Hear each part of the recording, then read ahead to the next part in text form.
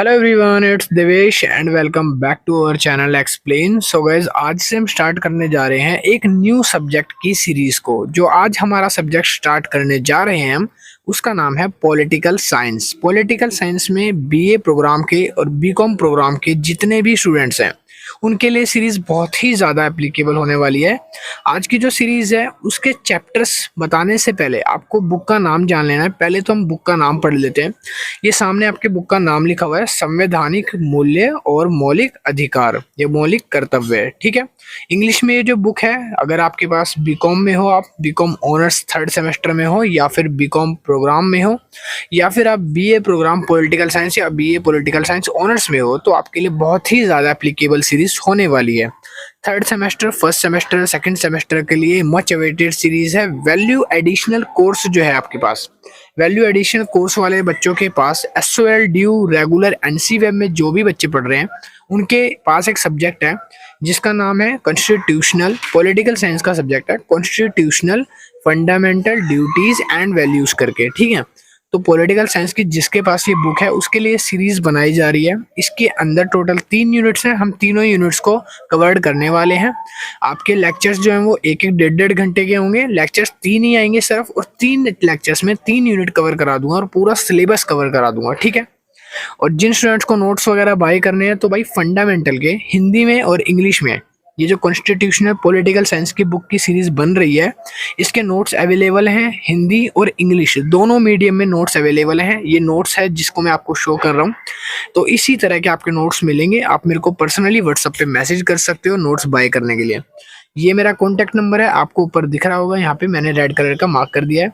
इस नंबर पे आप मुझे पर्सनली मैसेज करो व्हाट्सएप पे। भाई कॉल मत करना, हो सके तो मैसेज करना। जिसको भी नोट्स बाय करने हैं ऐसे ही नोट्स मिलेंगे हिंदी वाले बच्चों के लिए और इंग्लिश वाले बच्चों के लिए। भाई दोनों के लिए अलग अलग नोट्स बनाए हुए हैं। जिस भी मीडियम में आप चाहते हो, हिंदी में पढ़ना चाहते हो हिंदी में मिल जाएंगे, इंग्लिश में चाहिए इंग्लिश में मिल जाएंगे, दोनों नोट्स अवेलेबल है। ठीक है, तो नोट्स के लिए आप कॉन्टैक्ट कर देना, व्हाट्सएप पे मैसेज कर लेना। नाम है देवेश मिश्रा, चैनल एक्सप्लेन। ठीक है, तो आज हम स्टार्ट करने वाले हैं हिंदी वाले स्टूडेंट्स के लिए। भाई हिंदी में समझाने वाला हूँ सारा। संवैधानिक मूल्य और मौलिक कर्तव्य, पॉलिटिकल साइंस, एनईपी का जो नया कोर्स आया ना भाई, कुछ बच्चे पूछते हैं कि भैया एनईपी के नए कोर्स के अकॉर्डिंग तो होगी ना ये सीरीज। भाई एनईपी का जो नया कोर्स आया है उसके अकॉर्डिंग ही सीरीज बनाई जा रही है। पुराने स्टूडेंट और नए स्टूडेंट के दोनों सेम ही कोर्स है, आप देख सकते हो आराम से। ठीक है, तो नोट्स वगैरह बाय करने हैं तो आप मेरे को मैसेज कर लेना, नंबर मेरा दिया हुआ है, यहाँ से आप देख सकते हो, ये नंबर वगैरह आपको दे रखा है। ठीक है, तो बेसिकली अब हम सीरीज को स्टार्ट करें उससे पहले आपको मैं थोड़ा सा ब्रीफ दे दूं, क्योंकि आज पहला लेक्चर है। सबसे पहले हम देखेंगे कि इस बुक के अंदर टोटल 3 यूनिट्स हैं। 3 यूनिट्स के अंदर छोटे छोटे कुछ चैप्टर्स सब चैप्टर के अंदर डिवाइड कर रखे हैं। जैसे कि आपके सामने अभी मैं दिखा रहा हूँ, जो आपको फर्स्ट यूनिट दिख रही होगी, फर्स्ट यूनिट में देखो इकाई 1, भारत का संविधान एक परिचय। आज हम यही करने वाले हैं। इसके 3 पार्ट हैं। जैसे कि पहला पार्ट है कै, संघीय गणराज्य कानून का शासन, शक्ति का विभाजन।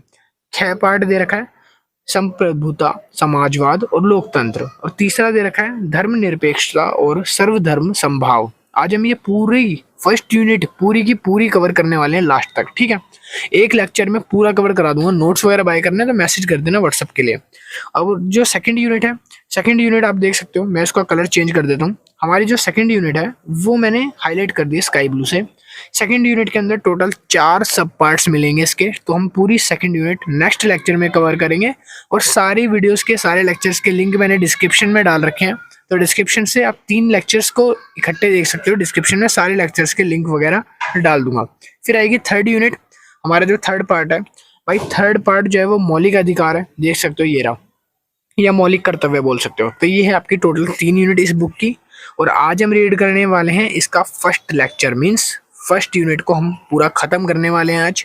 फर्स्ट यूनिट का नाम है इकाई भारत का संविधान एक परिचय। ठीक है, आई नो विंटर थोड़ा ज़्यादा बड़ा हो गया, बट भाई समझाना आपको बहुत ज़रूरी था। आपके सारे डाउट्स में एक एक क्लियर कर दूंगा। वीडियो थोड़ी लेंथी होगी मगर सारे डाउट्स आपके क्लियर कर दूंगा, एक भी डाउट्स आपके दिमाग में नहीं रहेगा फिर। ठीक है, वीडियो को देखने के बाद। तो आइए स्टार्ट करते हैं चैप्टर नंबर 1। चैप्टर नंबर 1 बोलो या यूनिट नंबर 1 बोलो। यूनिट नंबर ये 1 है जिसमें हम पढ़ेंगे भारत का संविधान एक परिचय। इसके अंदर हम सबसे पहले स्टार्ट करेंगे क्या पॉइंट, खे पॉइंट, फिर गै पॉइंट। हम तीनों पॉइंट एक एक करके डिस्कस करेंगे। ठीक है, तो आइए स्टार्ट करते हैं। पहला पॉइंट है हम जो पढ़ने वाले हैं, सबसे पहले हम पढ़ेंगे कि भारतीय संविधान क्या होता है। पहले आप ये समझो, कि भारतीय संविधान क्या है। ठीक है, तो यहाँ पर मैंने डेफिनेशन लिखी है, मैं डेफिनेशन से मार्क करता हुआ चलूंगा ताकि आपको समझ आता रहे साथ के साथ। भारतीय संविधान भारत के सर्वोच्च कानून प्रतिष्ठित दस्तावेज है।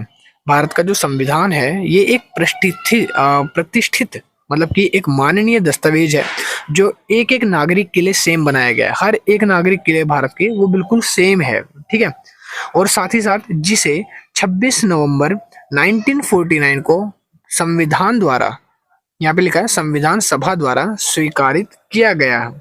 कह रहे हैं कि 26 नवंबर 1949 को भारत का संविधान किसके द्वारा, भारत का संविधान किसके द्वारा, संविधान सभा के द्वारा यहाँ पर स्वीकारित किया गया था। मतलब इन्होंने 26 नवंबर को संविधान की वो कर दी थी, क्या बोलते हैं, बना के बुक तैयार कर दी थी, फिर उसको परमिशन के लिए संविधान के लागू होने के लिए संविधान सभा को दे दिया था। आगे लिखा है 26 जनवरी 1950 को लागू हो गया ये जो संविधान है। देखो 26 नवंबर को ये प्रतिष्ठित हुआ, मतलब कि बनाया और बना के इसको दिया गया था बुक में कि ये सारे संविधान हमारे भारत में होंगे। फिर उसको लागू करने के लिए 26 जनवरी 1950 को ये लागू हो गया था। ये दुनिया का सबसे, यहाँ पे एक लाइन लिखी है, ये दुनिया का सबसे लंबा लिखित संविधान है। जो भारत में जो संविधान की बुक है ना, ये संविधान पूरी ऑल ओवर वर्ल्ड का सबसे लंबा संविधान है जो भारत में लिखा गया है। भारतीय गणराज्य की आधारशिला है। भारत राज्य की आधारशिला मतलब आधारशिला होता है कि जब आपका कोई ऐसा संविधान बनाया जा रहा है जो आपका पहली बार सबसे बड़ा संविधान बना है, तो ये पूरी बाकी सारे वर्ल्ड के लिए क्या है, एक आधार है, एक बेस है, तो ये आधारशिला कहलाता है। अब इसकी विशेषता क्या है, इतना बड़ा संविधान बनाया था तो उसकी कुछ विशेषता भी होगी। विशेषता है पहली कि ये एक लिखित संविधान है। इतना बड़ा पहली बार लिखित संविधान बनाया गया भारत में। कह रहा है भारतीय संविधान एक लिखित संविधान है जिसमें नसीम ए सुल्तान नकवी और डॉक्टर भीमराव अंबेडकर के नेतृत्व में तैयार किया गया।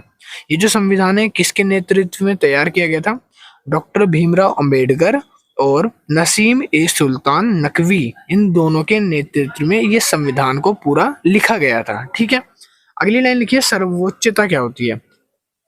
संविधान की सर्वोच्च मान्यता है। भाई सर्वोच्चता मतलब होता है कोई ऐसी चीज जिसको ह्यूमंस के साथ साथ पूरे वर्ल्ड वाइड एक मान्यता दी जाती है, एक रूट क्या बोलते हैं, एक गुडविल दिया जाता है, एक नाम दिया जाता है, एक पुरस्कारित किया जाता है, तो वो मान्यता कहलाती है उस चीज की। ठीक है, जिसको हम बोलते हैं इंग्लिश में रिकॉग्नाइज। तो यहाँ पर ये संविधान की क्या दी थी, सर्वोच्चता कह रहे हैं। उसके बाद और कानून भी, और कोई भी कानून या निर्णय संविधान के खिलाफ नहीं हो सकता था। कोई भी कानून या कोई भी निर्णय जो उस रूल बुक में लिखा है वही हमको फॉलो करना है, उसके सिवा हमें कोई भी रूल वगैरह फॉलो नहीं करना होता था। ठीक है, उसके बाद लिखा है विशेष अधिकार। यहाँ पर विशेष अधिकार लिखा था, संविधान में नागरिकों के मौलिक अधिकार की सूची दी गई है। जो हमारा संविधान लिखा गया था ना, उसमें हर एक नागरिक का कुछ मौलिक अधिकार होते हैं। मौलिक अधिकार होता है आपको बेसिक राइट्स क्या क्या दिए गए हैं, तो वो बेसिक राइट्स उस संविधान की बुक के अंदर मेंशन किए गए थे। ठीक है, जैसे कि जीवन, स्वतंत्रता और समानता, इन तीन चीजों को लेकर उस बुक के अंदर एक मौलिक अधिकार भी लिखे गए थे कि अगर कोई बंदा होगा, सपोज करो अगर कोई इंसान है, जैसे कि मैं एक हूँ, ठीक है, अब मेरे को पैदा होने के बाद स्वतंत्रता का अधिकार होना चाहिए, मेरे को अपने जीवन खुद से जीने का अधिकार होना चाहिए, और मेरे पास स्वतंत्रता, समानता भी होनी चाहिए। तो ऐसे ही संविधान में ये देखा गया कि अगर कोई बंदा है उसको अपने पास ना क्या क्या मौलिक राइट होने चाहिए, क्या क्या उसके खुद के राइट्स होने चाहिए जो दूसरों के पास ना हो, मतलब सबके पास हो बट उसके राइट कोई दूसरा हैंडल ना कर पाए। तो इसीलिए मौलिक अधिकार बनाए गए थे। ठीक है, हम इसको आगे पढ़ेंगे। आगे लिखा है उसके बाद संसदीय सर्वोच्चता और न्यायिक समीक्षा क्या होती है। संविधान के संसद की उच्चतमता और न्यायिक समीक्षा के बीच संतुलन स्थापित किया गया है। देखो यहाँ पे लिखा है संविधान के संसद की उच्चतमता, मतलब कि जो हमारे संसद भवन है वहां पर जो संविधान वगैरह की बुक है उसके अंदर जो हमारी बातें लिखी हैं वो, और जो हम फॉलो कर रहे हैं रूल, वो दोनों के बीच में एक संतुलन बना के रखना, ताकि आगे जो हमारे आइडल जो होने वाले हैं, जो हम आगे जिनसे सीख रहे हैं या जो हमसे सीखेंगे, तो उनको एक अच्छा मार्गदर्शन मिले। ठीक है, कोई ऐसा नहीं है कि कोई गलत रास्ता जाए, कोई बैलेंस को बिगाड़े, संतुलन को खराब करे। एक संतुलन बना के रखना है। ठीक है, आगे लिखा है उसके बाद हम पहला आ गए हैं क्या। क्या पॉइंट मैंने बताया था कि फर्स्ट चैप्टर में 3 पॉइंट आएंगे। ठीक है, पहला पॉइंट आएगा क्या, फिर उसके बाद आएगा हमारा ख, फिर आएगा ग, फिर आपकी यूनिट 1 कंप्लीट हो जाएगी। तो क्या में लिखा है पहली चीज, संघीय गणराज्य, कानून का शासन और शक्ति का विभाजन। हम ये 3 चीजें इसके अंदर पढ़ेंगे। पहली चीज आती है संघीय गणराज्य। संविधान भारत को एक संघीय गणराज्य के रूप में स्थापित करता है। संघीय गणराज्य का मतलब होता है एक ऐसा राज्य बनाना चाहता था राजा, जहां पर हर एक शक्ति जो है वो राजा के केंद्र में होगी, बट राजा ने कुछ राइट बनाए हैं लोगों के लिए, वो राइट लोगों तक पहुंचाए जाएंगे जिनसे लोग अपनी आजीविका या अपना जीवन निर्भर कर सकते हैं। ठीक है, तो उसको संघीय गणराज्य बोलते हैं नॉर्मल लैंग्वेज में। कह रहा है जिसमें केंद्र और राज्य के बीच में शक्ति का संरचना होगा। दोबारा सुनो, एक केंद्र, केंद्र मतलब क्या होता है, एक सेंट्रल गवर्नमेंट, और राज्य मतलब होता है स्टेट गवर्नमेंट। जो स्टेट और जो सेंट्रल गवर्नमेंट है दोनों के बीच में एक आपसी तालमेल होना चाहिए, जिसकी वजह से हमारे पास कुछ मौलिक राइट्स हैं, उन राइट्स का उपयोग करके हमारे पास कुछ राइट्स दिए होते हैं जिनका उपयोग करके हम संतुलन बना के रखते हैं, एक हमारी स्टेट गवर्नमेंट और दूसरा हमारी सेंट्रल गवर्नमेंट के बीच में। ठीक है, तो ये संघीय गणराज्य है। आगे लिखा है धर्मनिरपेक्षता। संविधान धर्मनिरपेक्षता के संविधान, कह रहा संविधान धर्मनिरपेक्षता के सिद्धांत को स्थापित करता है। धर्मनिरपेक्षता का सिद्धांत स्थापित करता है संविधान, कह रहा है, और सभी धर्मों के संभाव की गारंटी प्रदान करता है। अभी इस बात को अगर मैं नॉर्मल वे में समझाऊं तो देखो, जैसे बोला जाता है हिंदू मुस्लिम सिख ईसाई आपस में सब भाई भाई, तो कहने का मतलब है कि जो हिंदू है और जो मुस्लिम है, जो सिख है, जो ईसाई है, चारों के अगर धर्म अलग है तो धर्मनिरपेक्षता ये सिखाता है कि चारों आपस में भाई भाई हैं, कोई किसी से अलग नहीं है, दोनों के पास हड्डी मांस खून रक्त सब बना हुआ है। तो इसी तरह से हमारा अगर खून सेम है, मांस सेम है, बाल सेम है, बोलने की भाषा सेम है, तो हम यहाँ पर धर्मनिरपेक्षता न करेंगे। ठीक है, हम यहाँ पर एक साथ एक जने को बराबर मोटिव देंगे, हम किसी को छोटा बड़ा नहीं समझेंगे। धर्मनिरपेक्षता हमें एक संभाव करने की गारंटी देता है। ठीक है, एक जैसा व्यवहार करने की गारंटी देता है। आगे लिखा है मौलिक अधिकार या मौलिक कर्तव्य। मौलिक कर्तव्य होते हैं संविधान नागरिक के मौलिक कर्तव्य को निर्दिष्ट करता है। मतलब कि जो संविधान है वो एक एक बंदे के, हर एक इंसान के, हर एक व्यक्ति के मौलिक कर्तव्य को देखता है, उसको उजागर करता है, जिसे कि वे अपने देश के प्रति प्रतिबंध रहना, जैसे कि अपने देश के प्रति प्रतिबंध रहना, कोई ऐसी चीज ना कर सके कोई इंसान जो देश के लिए देश विद्रोह हो जाए। तो इस चीज को ध्यान रखते हुए उसने मौलिक कर्तव्य बनाए, ऐसे कर्तव्य बनाए जो हर एक इंसान के पास कुछ बेसिक राइट्स होने चाहिए, और उन बेसिक राइट्स के सिवा वो आगे कोई भी अपने अनदर राइट्स को फॉलो नहीं कर सकता। ठीक है, आगे लिखा है स्थानीय शासन। स्थानीय शासन मतलब होता है संविधान में स्थानीय शासन की महत्वपूर्ण भूमिका है। अब यहाँ पर स्थानीय शासन मतलब है हर एक जगह, हर एक पर्टिकुलर एरिया, छोटे छोटे गांव में या छोटे छोटे कस्बों में दिए जाने वाले अधिकार, चाहे वो छोटा बच्चा हो चाहे वो बड़ा आदमी हो, छोटे बच्चे से लेकर बड़े आदमी तक जो मौलिक अधिकार प्राप्त कराए जाते हैं वो हमारे स्थानीय शासन कहलाते हैं। फिर उसके बाद लिखा है राजनीतिक दिशा निर्देश। राजनीतिक दिशा निर्देश, कह रहा संविधान भारत के राजनीतिक दिशा निर्देश सिद्धांतों को प्रस्तुत करता है। जो हमारे संविधान है वो हमारी राजनीतिक दिशा निर्देश को भी प्रस्तुत करते हैं, आगे लोगों तक दिखाने का काम करते हैं। ठीक है, दिशा निर्देश क्या होते हैं? दिशा निर्देश वो फुट मार्क्स होते हैं जिन पर लोगों को आगे मार्ग दिखाया जाता है कि आपको किस जगह चलना है, आपको किस तरह काम करना है, वो दिशा निर्देश होते हैं। तो जो सेंट्रल गवर्नमेंट है, जो हमारी केंद्र सरकार है, वो दिशा निर्देश तय करती है। दिशा निर्देश किसके ऊपर बने होते हैं? संविधान के ऊपर। जैसा संविधान होगा लोग उसी तरह से रिएक्ट करेंगे। ठीक है, आगे लिखा है कानून की सर्वोच्चता। संविधान कानून की सर्वोच्चता को सुनिश्चित करता है और न्यायिक प्रक्रियाओं को स्थापित करता है। संविधान कानून की सर्वोच्चता मतलब कानून का एक ऐसा लेवल सेट करता है जहां पर जो अगर कोई गलत काम करेगा तो उसको सजा दी जाएगी। एक न्याय सेट कर दिया, एक लेवल सेट कर देगा कि जहां पर अगर आप गलत करोगे तो आपको पनिश किया जाएगा, अगर आप अच्छा काम करोगे तो आपको रिवॉर्ड मिलेगा, उसकी तरफ से लोग से वाहवाही मिलेगी और आपको पुरस्कारित भी किया जाएगा। और इसी तरह से वो अपनी एक प्रक्रिया स्थापित कर देता है जिसको बोलते हैं न्यायिक प्रक्रिया। ठीक है, ये लिखा हुआ है। न्यायिक प्रतिक्रिया क्या होती है? एक ऐसी प्रक्रिया है जहां पर हर एक इंसान को बराबर राइट मिलेंगे, बराबर मोटिव मिलेगा और बराबर चीजों से नवाजा जाएगा। अगर सजा दिए तो सजा बराबर होगी, चाहे वो छोटा आदमी हो या फिर वो बड़ा आदमी हो। एक न्यायिक होना चाहिए, ठीक है। आगे लिखा है उसके बाद, विस्तारित विस्तृत और व्यापक संविधान। अब हम पढ़ेंगे विस्तृत और व्यापक संविधान क्या है। जिसमें मैंने लिखा है विस्तृत और व्यापक संविधान एक संविधान के गुण होते हैं। ये दो जो चीज है ना, विस्तृत और व्यापक, ये क्या है? संविधान के गुण कहलाए जाते हैं। क्या कहलाए जाते हैं भाई? गुण, ठीक है। तो दो गुण होते हैं जिनका मतलब होता है कि संविधान में ज्यादा और व्यापक विषयों को शामिल किया गया है। एक संविधान के अंदर ज्यादा से ज्यादा विषय को शामिल किया जाता है। उसके बाद लिखा है विस्तार क्या होता है? व्यापक से संविधान के प्रावधानों को सशक्त बनाने और नागरिकों के अधिकार की सुरक्षा को सुनिश्चित करने का कार्य किया जाता है। देखो, विस्तार मतलब होता है जब रूल बुक लिखी गई थी, जब ये संविधान की बुक को लिखा गया था ना, तो इसमें कुछ ऐसे ऐसे रूल्स थे, कुछ ऐसे ऐसे नियम थे, बनाए गए थे जो अलग अलग बुक से लेकर लिखे गए थे। जैसे कि अमेरिका में एक रूल बुक होगी, अमेरिका के लोगों का अलग संविधान होगा, इंडिया का अलग संविधान है, चाइना का अलग संविधान है, रूस का अलग संविधान है। तो इस तरह से सबके संविधान का एक विस्तार रूप हमारे एक संविधान में डाला गया है।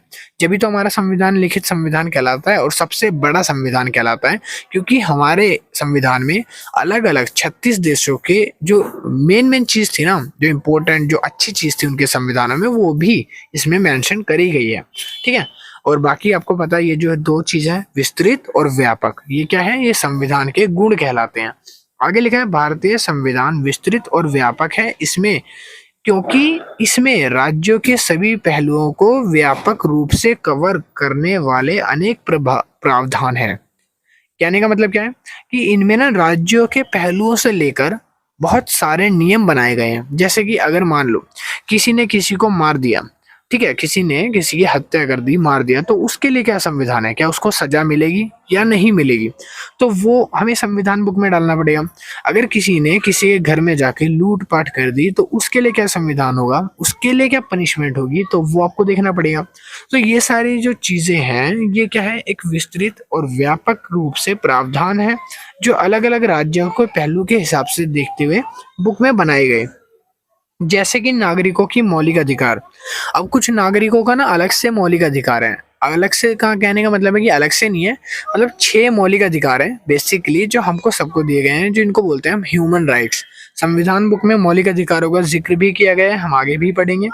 सरकार के कार्य क्षेत्र, जो सरकारों के कार्य क्षेत्र होते हैं, उनके लिए कुछ अलग से रूल्स बनाए गए हैं।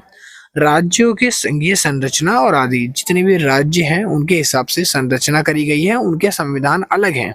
जैसे अभी दिल्ली है, एग्जाम्पल के लिए ले लो, हम अभी दिल्ली में हैं, तो जो दिल्ली है, दिल्ली के अंदर कुछ संविधान है जो केजरीवाल जी है वो हैंडल करते हैं।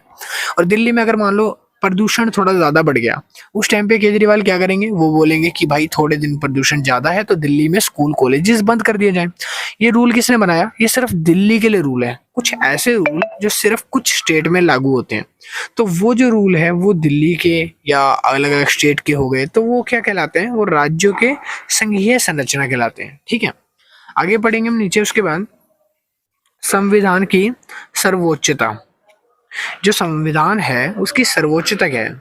संविधान की सर्वोच्चता मतलब कि जो संविधान है एक ऐसे लेवल पे जाके सेट कर देना जहां पर संविधान को हर कोई फॉलो करेगा, हर कोई उसके आगे झुकेगा, वो सर्वोच्चता कहलाती है। कह रहा संविधान की सर्वोच्चता का मतलब है कि वह समाज है, वह समाज में सबसे उच्च और प्राकृतिक, लिखा है यहाँ पे, वह समाज में सबसे उच्च, उच्च मतलब होता है सबसे ज्यादा ऊपर, बड़ा, और प्राधिकृत कानून है। प्राधिकृत कानून मतलब ऐसा कानून जिसको हर कोई फॉलो करेगा, जिसे कोई और कानून या कोई और संविधान उसके खिलाफ नहीं कर सकता।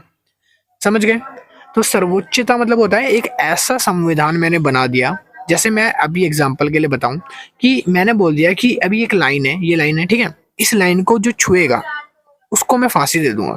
मैंने एक संविधान बनाया, जो इस लाइन को छुएगा वो फांसी पे चढ़ेगा। जैसे ये लोग हैं, तो लोग उसको अगर छुएंगे लाइन को, तो मैं क्या करूंगा? उसको फांसी दूंगा। तो ये जो संविधान है इसको कोई बदल नहीं सकता। कोई भी नहीं बदलेगा। तो ये क्या है, ये हमारे संविधानिक रूल बुक के खिलाफ है। ठीक है, आगे लिखा है संविधान सभी अन्य कानूनों के ऊपर होता है। भाई यहाँ पे थोड़ा मिसप्रिंट है, 2 बार लिखा हुआ है। ठीक है, संविधान सभी अन्य कानूनों के ऊपर होता है। जो संविधान होता है ना, वो कानून से ज्यादा ऊंचा होता है, उसकी उच्चतम कानून से ज्यादा ऊंची होती है। क्योंकि कानून बाद में आया है, पहले रूल बुक बनाई गई है। रूल बुक मतलब संविधान, हमारे संविधान लिखे गए हैं कि क्या क्या होना चाहिए इंडिया में, क्या रूल्स होने चाहिए, किस रूल्स के ऊपर इंडिया रन करेगा। ठीक है, वो चीज आगे लिखा है। उसके बाद और वहां की सरकार और अदालतें इसे मान्यता प्रदान करती है। और जो सरकार है, जो हमारी अदालतें हैं, मीन सुप्रीम कोर्ट जैसी अदालतें हैं, तो वो क्या करती है, एक रूल बुक को, एक संविधान बुक को एक मान्यता देती है कि जो हमारी रूल बुक में लिखा है, अगर किसी ने फांसी लगाने का लिखा है फांसी चढ़ेगा, अगर किसी ने लिखा है चोरी करने के बाद उसको मार दिया जाएगा तो वो मर जाएगा, मतलब उसको मारा जाएगा। तो रूल बुक में जैसे संविधान बनाए गए हैं हम उस तरह से एक्ट करते हैं बेसिकली। ठीक है, आगे लिखा है उसके बाद ये संविधान के प्रावधानों का पालन और उनकी सुरक्षा को सुनिश्चित करने के लिए महत्वपूर्ण होती है। लोगों की सुरक्षा के लिए संविधान बहुत जरूरी है। जो संविधान बनाए गए हैं, अगर संविधान में लिखा है रेड लाइट पे आपको रुकना है, नहीं तो आपको चालान देना पड़ेगा, तो वो चालान आपको भरना पड़ेगा। वो आपकी कुछ सुरक्षा के लिए कुछ नियम जो बनाए गए हैं वो आपको यही देख के बनाए गए हैं कि अगर आपका कोई भी एक्सीडेंट ना हो, आप रोड पे अच्छे से चलें, आपकी सुरक्षा हो, सेफ्टी हो, वो देखकर संविधान बनाए गए हैं। आगे लिखा है उसके बाद और किसी भी निर्णय को यह संविधान के खिलाफ नहीं किया जा सकता, और कोई भी निर्णय संविधान के निर्णय को चेंज नहीं कर सकता। भारतीय संविधान की सर्वोच्चता दर्जनीय है। भारतीय संविधान जो है ना वो दर्जनीय है, मतलब कि वो एक ऐसा संविधान है जिसको लाखों लोग अच्छा मानते हैं, लाखों लोग फॉलो करते हैं उसको। और ये देश के संवैधानिक न्याय प्रक्रिया का निर्धारित करता है। ये क्या करता है, ये संवैधानिक न्यायिक प्रक्रिया को निर्धारित करता है। जो न्यायिक प्रक्रिया होती है उसको भी एक तरह से दिखाता है, निर्धारित करता है कि हमारी न्यायिक प्रक्रिया ये होगी। ठीक है, आगे लिखा है उसके बाद संसदीय सर्वोच्चता और न्यायिक समीक्षा के बीच समझौता। संसदीय सर्वोच्चता और न्यायिक समीक्षा के बीच समझौता पढ़ेंगे। इसमें लिखा है मैंने, संसदीय सर्वोच्चता और न्यायिक समीक्षा संविधानों के मौलिक अधिकारों के प्रति संवैधानिक संशोधन और विशेष मामलों के विचारणात्मक के लिए 2 अलग-अलग प्रक्रिया है। ये जो है 2 अलग-अलग टाइप की प्रक्रिया है, जहाँ पर हम पढ़ेंगे कुछ विशेष मामलों के लिए हमें कुछ अलग प्रक्रियाएं बनाई गई है, जहाँ पर कुछ ऐसे काम हो जाते हैं। कहने का मतलब है कि कुछ रूल्स ऐसे होते हैं जो इंसान के जो मौलिक अधिकार हैं उससे हटके बनाए जाते हैं, और स्पेशल रूल होते हैं, वो कुछ स्पेशल कारणों से बनाए जाते हैं। ठीक है, तो उसमें चाहे संसदीय सर्वोच्चता हो या न्यायिक समीक्षा हो। ठीक है, संसदीय सर्वोच्चता में लिखा है इसका मतलब होता है कि संसद या लोकसभा या राज्यसभा का प्राधिकृत होना, संविधान के मौलिक अधिकारों के संवैधानिक संसाधनों की प्रक्रिया के लिए संसद के सदस्यों के बीच मतभेद और चर्चा के माध्यम से संवैधानिक बदलाव को पारित करने के लिए आवश्यक बहुमत या अनुपस्थित सदस्यों की अधिकांशता की आवश्यकता होती है।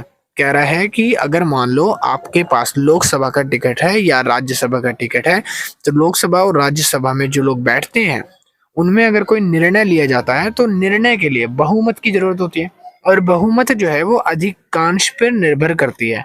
अधिकांश का मतलब होता है कि अगर मान लो कोई भी एक बहस चल रही है, एक डिबेट चल रही है लोकसभा और राज्यसभा में, तो वहां पर जो लोग होंगे ना वो ज्यादातर जिसके फेवर में होंगे। सपोज करो जज ने बोला कि एक बंदे को उठा के कि आपको आइसक्रीम चाहिए या आपको टॉफी चाहिए, अगर ज्यादा लोग बहुमत जो होगी वो होगी आइसक्रीम की, तो उनको आइसक्रीम के रिगार्डिंग ही एक रूल बनाना पड़ेगा, एक संविधान लिखना पड़ेगा, या उसको ही मान्य कराना पड़ेगा। अगर लोग आइसक्रीम मांग रहे हैं, अगर लोग टॉफी की डिमांड करेंगे तो वो टॉफी की तरफ जाएंगे। तो वही देखने के लिए ये क्या करे जाते हैं, ये मत डाले जाते हैं। बहुमत मतलब होता है वोटिंग राइट या वोट करना। जब आप वोट करवाते हो, वोट करने से पता चलता है कि अब आपको किस जगह पर कौन सा डिसीजन लेना है। लोग ज्यादातर जिस चीज की डिमांड करेंगे वो संसदीय सर्वोच्चता कहलाती है। संसदीय सर्वोच्चता मतलब कि जहां लोगों का हुकूमत हो, लोग जिसको ज्यादा फेवर करेंगे वो उस तरह का संविधान बनेगा। ठीक है, संसदीय सर्वोच्चता। नीचे लिखा है न्यायिक समीक्षा क्या होती है। न्यायिक समीक्षा का मतलब होता है कि संविधान के मौलिक अधिकारों को न्यायिक प्राधिकरण, क्या कह रहा है, संविधान के मौलिक अधिकारों को न्यायिक प्राधिकरण, संविधान के मौलिक अधिकार, तो मौलिक अधिकार जो भी हमारे होते हैं, ह्यूमन राइट्स, जो 6 ह्यूमन राइट्स होते हैं, अभी हम आपको डिस्कस करेंगे आगे थोड़ा, उसके अंदर वो जो 6 ह्यूमन राइट्स है ना, उनके अंदर जो है न्यायिक प्राधिकरण करना, मीन्स उच्चतम न्यायालय और उच्च न्यायिक प्राधिकरण द्वारा विचार किया जाता है जब किसी मामले में संवैधानिक बदलाव के प्रति संशय होता है। कह रहा है कि अगर मान लो किसी ने गलत डिसीजन ले लिया, आपके मौलिक राइट है, आपने कोई काम कर दिया होगा, कोई कांड कर दिया, तो भाई किसी ने अब उसके लिए आपको एक गलत सजा सुना दी, एक गलत डिसीजन ले लिया आपके फेवर में, तब उस जगह पर आपके पास एक न्यायिक समीक्षा का चांस होता है। आप उच्च न्यायालय में जाकर एक दस्तावेज पेश कर सकते हो कि सर मेरे पास ये गलती हुई थी और इसकी वजह से मेरे को ये सजा दी गई है, अब आप बताओ क्या ये मेरी समीक्षा, जो मेरी सजा है मेरे उस अपराध के लिए ठीक है या नहीं है। अगर उनको लगता है कि अपराध छोटा है, चोरी करी है, चोरी की वजह से आपको मृत्यु दंड सौंपा गया है, तो वो जो न्यायिक है वो चेंज करेंगे उसे, वो क्या करेंगे, उसको चेंज करके वो न्याय देंगे आपको। तो लिखा न्यायिक प्राधिकरण संविधान के नियम का पालन करने का विचार करता है और किसी भी संवैधानिक को बदलने, संवैधानिक और कानूनी दृष्टिकोण से मान्यता देनी चाहिए या नहीं। आपको ये बताता है कि जो संवैधानिक बदलाव हुए हैं वो सारे के सारे संवैधानिक बदलाव को मान्यता भी देगा, प्लस ये देखेगा कि उन विचारों को, आपके विचार जो है वो ठीक है या नहीं है, उसके हिसाब से आपको बदलने की पावर रखनी होती है। बदलने की पावर जो है वो न्यायिक समीक्षा देता है। ठीक है, तो नीचे अब हम आगे देखेंगे कि आगे मैंने लिखा है धर्म की स्वतंत्रता। अब हम पढ़ेंगे धर्म की स्वतंत्रता क्या है। देखो अब जो मैं बताने जा रहा हूँ ये मौलिक अधिकार है। पहली चीज तो ये मौलिक अधिकार है, मैं डिस्कस कर रहा हूँ। टोटल 6 मौलिक अधिकार हैं जिनको हम डिस्कस करेंगे। पहला मौलिक अधिकार होता है धर्म की स्वतंत्रता। आपके पास, मीन्स कहने का मतलब है अगर कोई व्यक्ति है उसके पास ये चॉइस है, उसके पास ये चॉइस है, उसका अपना ओपिनियन हो सकता है, वो हिंदू बने, मुस्लिम बने, सिख बने, ईसाई बने, वो कौन सा धर्म अपनाना चाहता है। जैसे फैमिली मान लो हिंदू है, सपोज करो फैमिली हिंदू है, अगर वो बोल रहा है कि नहीं मुझे कुरान पढ़नी है, मैं मुसलमान के तरीके अपनाऊंगा, एक फैमिली का कोई बच्चा बोलता है मैं मुसलमान के तौर तरीके अपनाऊंगा, तो उसके पास धर्म की स्वतंत्रता का मौलिक अधिकार है। सरकार भी उसको नहीं डाल सकती। सरकार उसको ये नहीं बोलेगी कि आप घर में अगर हिंदू हैं तो आप हिंदू बनो। आपके पास धर्म की स्वतंत्रता का अधिकार है। आपके यहाँ पर अनुच्छेद 25 से 28 के बीच में शामिल है कि भारत में सभी निवासियों को धर्म की स्वतंत्रता की गारंटी देता है। कह रहा है अनुच्छेद कौन सा है भाई, अनुच्छेद 25 से 28 में शामिल ये लिखा गया है कि आपके पास धर्म स्वतंत्रता का अधिकार है। अगर आप कोई भी जगह पे रह रहे हो, राज्य में, स्टेट में, केंद्र में, देश में, कहीं भी रह रहे हो, आपका अपना धर्म जो है वो चेंज कर सकते हो, वो आपका अधिकार है।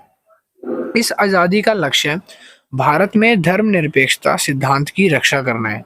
कह रहा है भारत में जो धर्मनिरपेक्षता, जो सिद्धांत वगैरह है, उनकी रक्षा करना, ये आज़ादी जो है आपको मिली है, ये इसीलिए मिली है कि आपके जो सिद्धांत की रक्षा करने के लिए मिली गई है।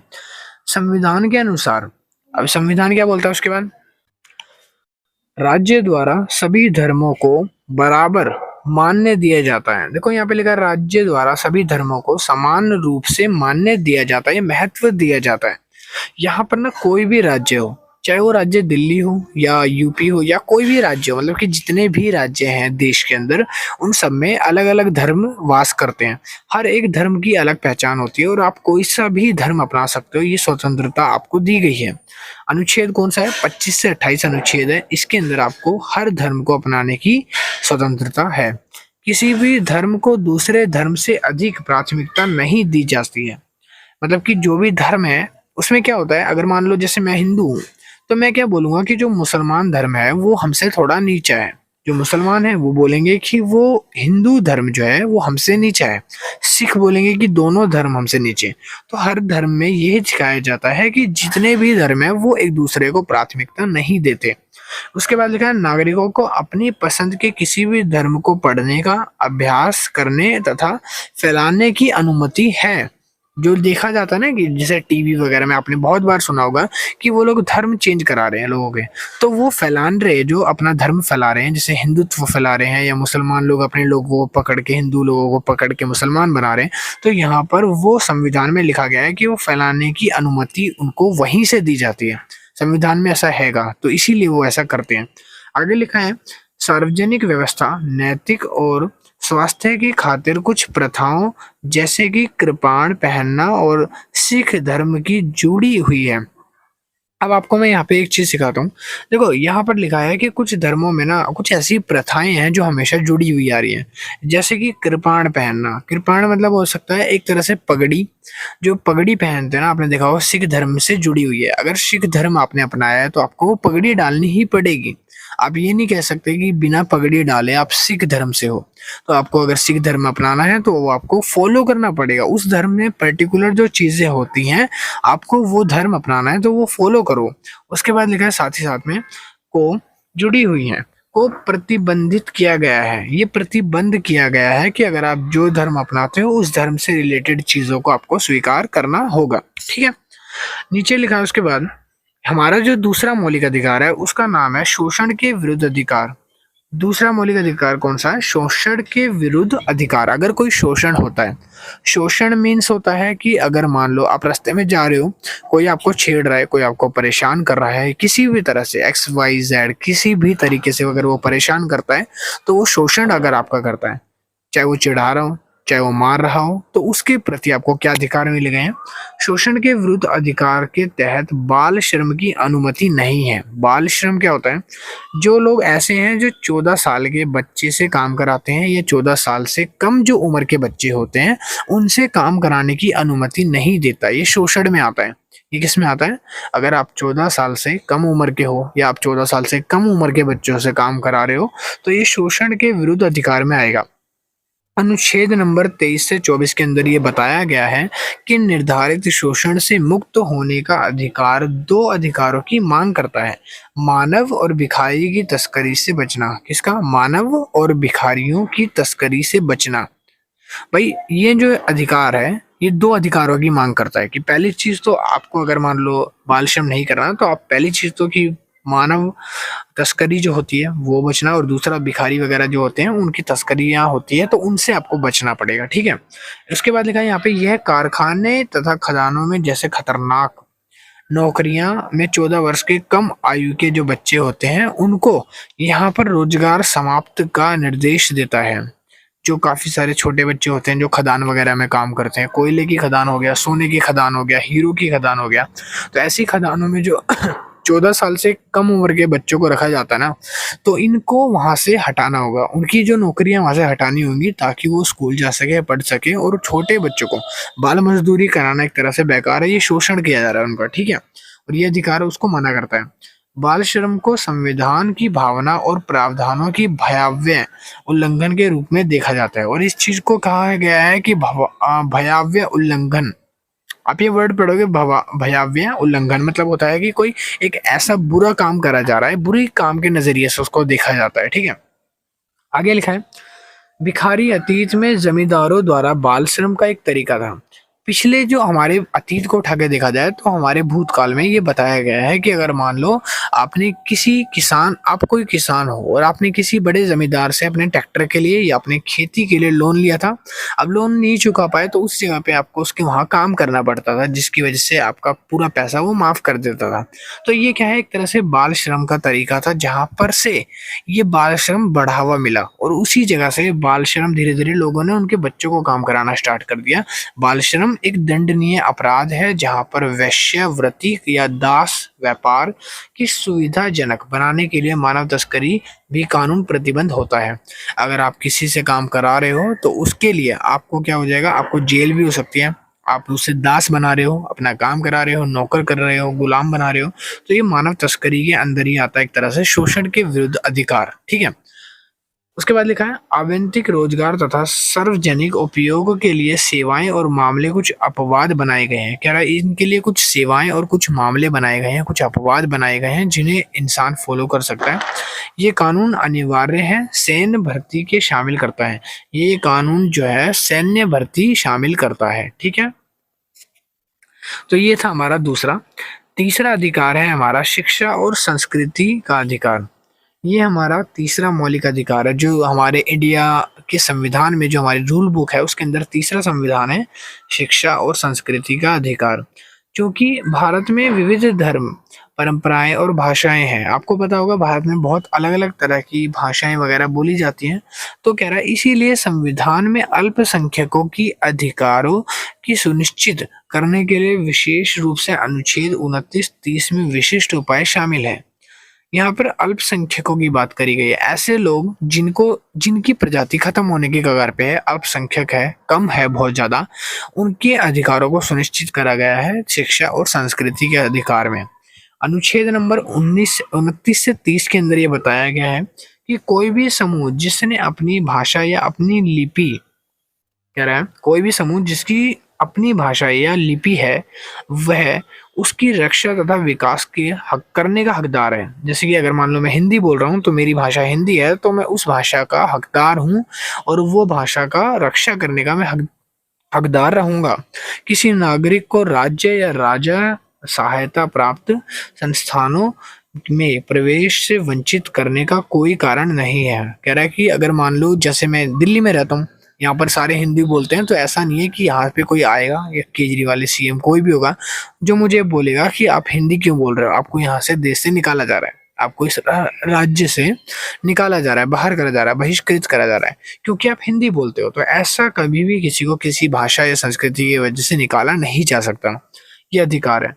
कह रहा है कि कोई भी अल्पसंख्यक, चाहे वो किसी भी धर्म या भाषा का हो, अपनी संस्कृति को सुरक्षित या संरक्षित करने के आगे वो विकास करने के लिए अपने स्वयं के स्कूल स्थापित कर सकता है। अगर मैं चाहूँ तो मैं अगर स्कूल स्थापित करना चाहता हूँ तो मैं अपने खुद के स्कूलों को डेवलप कर सकता हूँ। मैं अपने खुद के स्कूल से डेवलप कर सकता हूँ, अपनी चीजें खुद से बना सकता हूँ। ठीक है, यहाँ पर मेरे को पूरा अधिकार उस चीज का हैगा। कह रहा है प्रबंध करने की शक्ति का मतलब यह नहीं है कि राज्य प्रबंधन की स्थिति में हस्तक्षेप नहीं कर सकता। कह रहा है कि प्रबंध मतलब कि आप अगर स्कूल वगैरह बनाना चाहते हो तो इसका मतलब ये नहीं है कि आप दूसरों के हस्तक्षेप करेंगे, आप खुद से आराम से चीजें कर सकते हैं। ठीक है, अब हम बात करेंगे चौथा अधिकार। मौलिक अधिकार का चौथा अधिकार होता है समानता का अधिकार। जहां पर समानता का अधिकार भारतीय संविधान के मौलिक अधिकारों में से एक है। इसमें कानून के समक्ष समानता नाम, नस्ल, धर्म, जाति, लिंग और जन्म स्थान के आधार पर भेदभाव का निषेध शामिल है। कहने का मतलब क्या है? देखो, अगर आपका नाम, समानता का मतलब क्या होता है? समानता मतलब होता है अगर मान लो कोई पर्सन ए है, कोई पर्सन बी है, दोनों एक लड़का है, ये भी एक लड़का है, इसकी जाति अलग है, इसकी जाति अलग है, इसका रंग अलग है, इसका रंग अलग है, इसकी बोली अलग है, इसकी बोली अलग है, तो दोनों को मेरे को ना समान रखने का अधिकार दिया गया है। क्या कहने का मतलब है कि दोनों को आप समान रूप से देखोगे, दोनों ही एक बराबर हैं। ऐसा नहीं है कि ये अगर गोरा है, ये काला है, तो काला वाला बेकार है, भाई गोरा वाला ठीक है।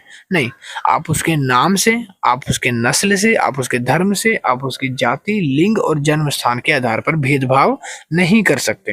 अगर आपने ऐसा करा तो आप समानता के अधिकार को भंग कर रहे हैं। ठीक है, आगे उसके बाद नीचे लिखा है, साथ ही इसमें रोजगार के मामले में समान अवसर का अधिकार और उपाधियां, अस्पृश्यता और अन्य भेदभावों को हटाने का अधिकार भी शामिल है।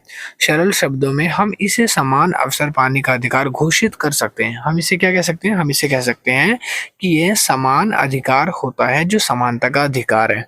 और यहाँ पर ना कोई भी जाति धर्म के हिसाब से हम उसकी जो उपाधियां हैं, उपाधियां मतलब उसकी डिग्री, उसकी नौकरी, या फिर हो सकता है उसका कोई धंधा हो, उसका कोई व्यवसाय हो, हम उसको जज नहीं कर सकते। मतलब कि जैसे बोलते हैं ना, नेवर जज a book by A cover. तो उस तरह से हम किसी को उसके कपड़े, नस्ल, जाति, बोली, धर्म से जज नहीं करेंगे, क्योंकि ये हमारा समानता का अधिकार कहता है कि सबको एक बराबर समझा जाना चाहिए। आगे लिखा है उसके बाद संवैधानिक उपाय।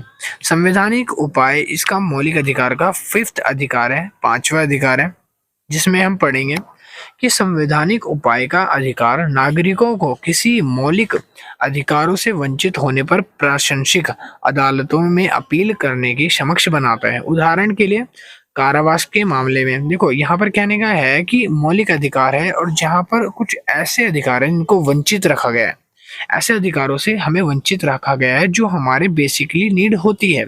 उदाहरण के लिए कारावास के मामले में यह व्यक्ति अदालत से वह निर्धारित करने के लिए कह सकता है कि सजा देश के कानून तथा नियम के अनुसार है या नहीं। काफी बार क्या होता है कि आपको ऐसी चीजों में डाल दिया जाता है या ऐसे अधिकार में आपको दे दिया जाता है जहां पर आपकी उसकी नीड नहीं है, और उस नीड ना होने की वजह से आप उसमें बेमतलब का परेशान होते हो, तो उन अधिकारों के खिलाफ आप आवाज उठा सकते हो। यदि अदालत निर्णय लेती है कि यह उचित नहीं है, तो व्यक्ति को रिहा कर दिया जाएगा। अगर अदालत ने ये बोल दिया कि व्यक्ति ने जो जुर्म करा है उसके लिए ये जो सजा है ये उचित नहीं है, तो उसको निर्धारित टाइम पर और एक मतलब कि उसको रिहा कर दिया जाएगा। उसको जो चार्ज लगाया गया है, जो उस पे जुर्म लगाए हैं या आरोप लगाए हैं, वो सारे हटा दिए जाते हैं और उसको छोड़ दिया जाता है। ठीक है, उसके बाद लिखा है नागरिकों को अधिकारों की रक्षा या संरक्षण के लिए अदालतों से पूछने की यह प्रक्रिया विभिन्न तरीकों से संभव है। अदालत विभिन्न प्रकार की रीट जारी करती है। रीट क्या होता है? देखो, अगर मान लो किसी को पता करना है कि मैंने जो जुर्म करा है उसका सजा कितनी होगी, तो उसके लिए अगर मान लो एक आम आदमी भी है, उसके पास अधिकार है कि वो जान सकता है। वो एक रीट होती है अलग अलग तरह की, उन रीट्स में पूछ सकता है, रीट्स में जाके पढ़ सकता है कि जो अधिकार है वो कौन सी सजा के लिए कितने होते हैं और सजा जो है वो कितनी होती है किस जुर्म के लिए। तो वो रीट्स होती हैं अलग अलग, तो उसमें ये सारी चीजें लिखी गई होती हैं। आगे हमारा एक लास्ट है, वो है स्वतंत्रता का अधिकार। स्वतंत्रता का अधिकार मतलब होता है कि आजादी। स्वतंत्रता मीन्स आजादी।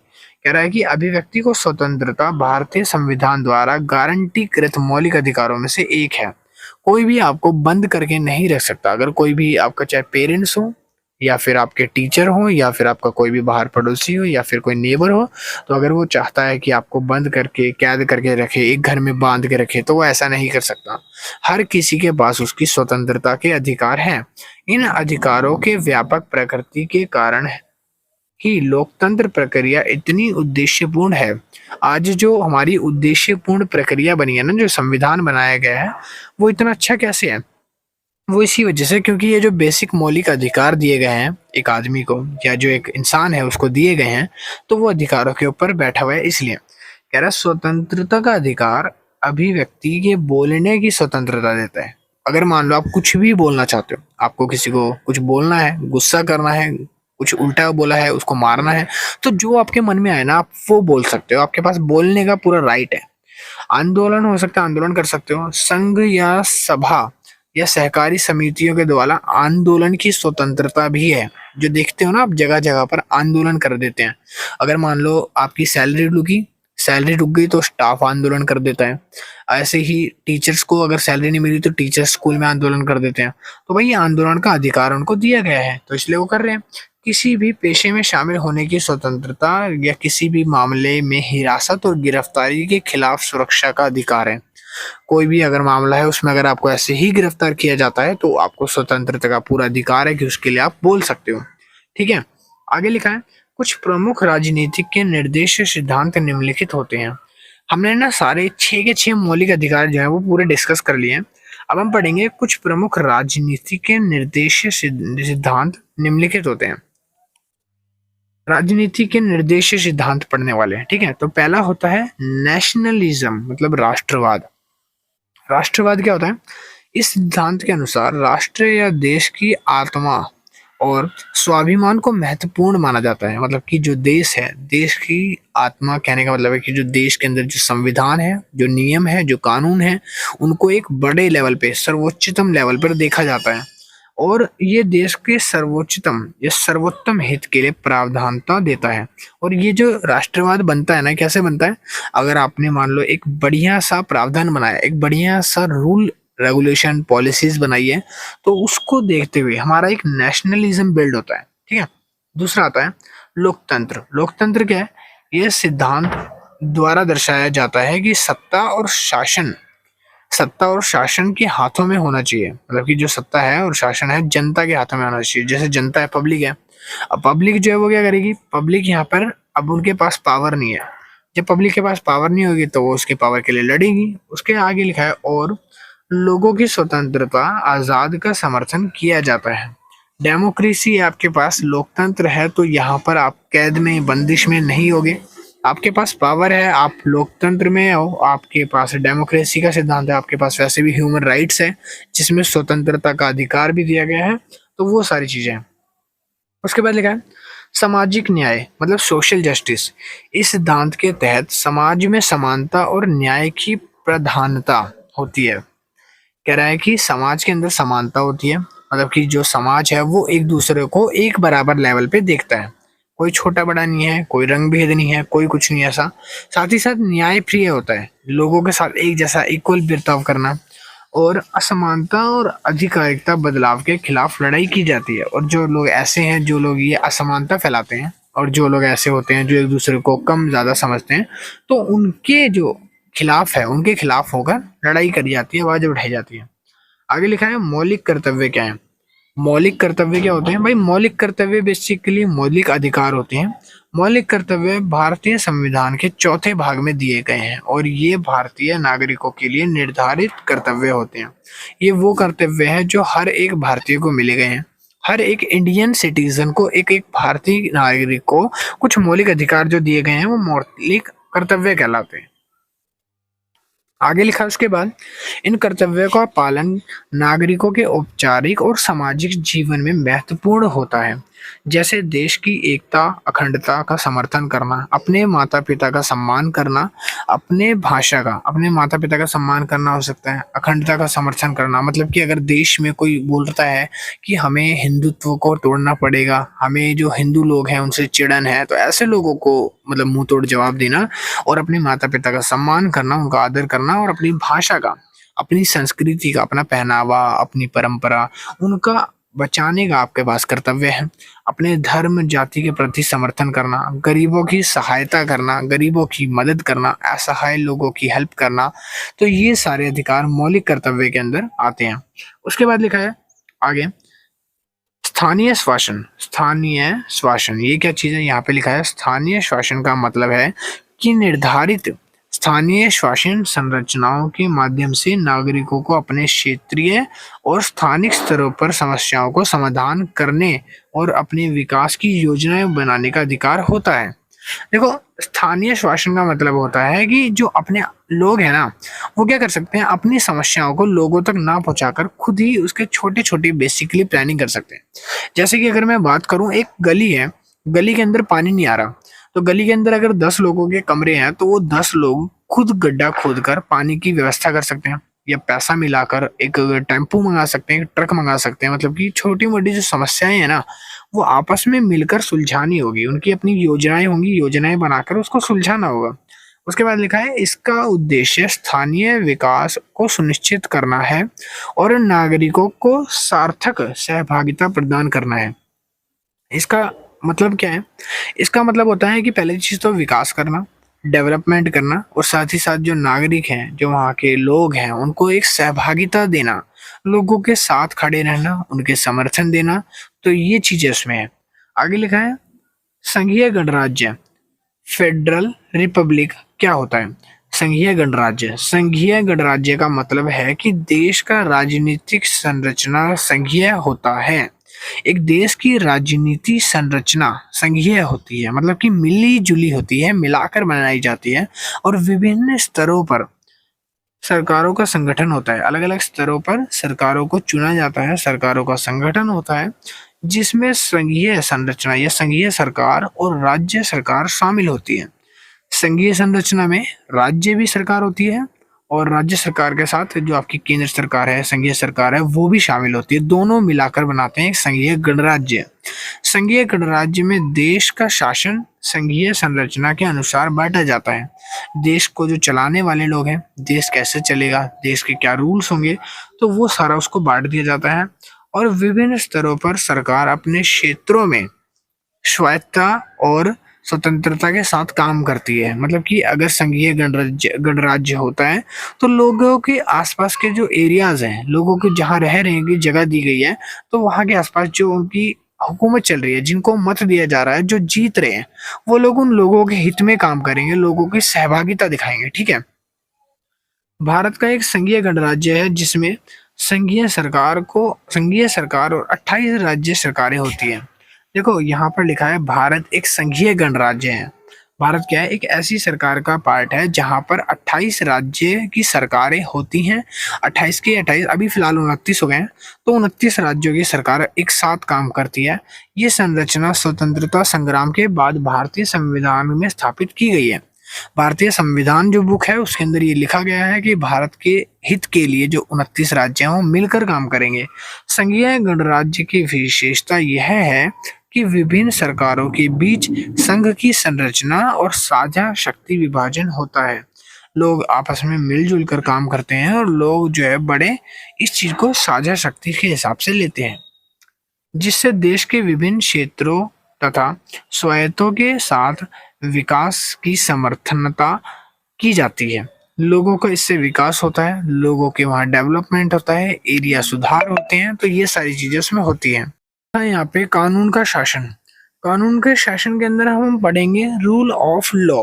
रूल ऑफ लॉ मतलब होता है कि जब हम कानून वगैरह बनाते हैं तो कानून जो संविधान लिखे गए हैं, संविधान कानून से बड़ा होता है। कानून जो है वो संविधानों को फॉलो करता है और कानून जो है वो किस तरह से रूल करता है।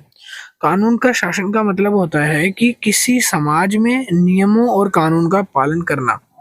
किसी भी समाज के अंदर आपको पता होगा, चाहे आप कोई भी जाति धर्म किसी भी तरह के इंसान हो, तो आपको अलग अलग जो रूल्स हैं उनको पालन तो करना ही पड़ेगा, उनको फॉलो करना पड़ेगा, समान रूप से होना चाहिए। और आपको पता है कि कानून जो है वो समाज में हर तरह से हर एक आदमी फॉलो करता है बिना किसी भेदभाव या आकस्मिक बदलाव के। ये सिद्धांत दिशा निर्देश होते हैं जो आपके लिए कानून का शासन रखा गया है। ये दिशा निर्देश होते हैं, अलग अलग तरह की दिशाएं बताते हैं। मतलब कि अगर आपको ट्रैफिक लाइट में बोला गया है कि रेड लाइट पे रुकना है तो आपको वहां पर रुकना पड़ेगा, क्योंकि कानून जो है वो आपकी सुरक्षा के लिए ये रूल बनाते हैं। ठीक है, आगे लिखा है सरकारों को समाज में न्यायपूर्णता, समानता और संवैधानिक व्यवस्था की प्रावधानता देता है। कह रहा है सरकार को समाज में, समाज के अंदर क्या क्या चीजें हैं, न्यायपूर्णता, समानता और संवैधानिक व्यवस्था की प्रावधानता देता है। अगर समाज में ये रूल ना हो तो इसकी वजह से ना तो समाज में न्यायपूर्णता रहेगा, ना समानता रहेगी, ना संवैधानिकता रहेगी। ये तीनों चीजें जब ही रहेंगी जब कानून में शासक होंगे। आगे लिखा है कानून की सर्वोच्चता।